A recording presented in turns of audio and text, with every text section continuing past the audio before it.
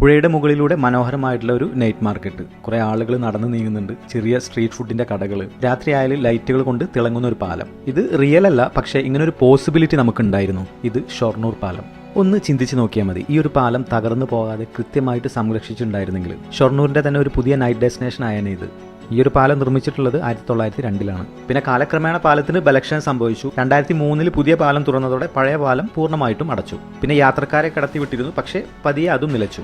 2011 പാലത്തിന്റെ നടുഭാഗം തകർന്നു.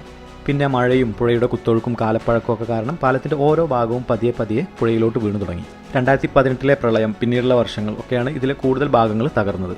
പക്ഷേ ഇവിടെ ഒരു ചോദ്യം ബാക്കിയുണ്ട്.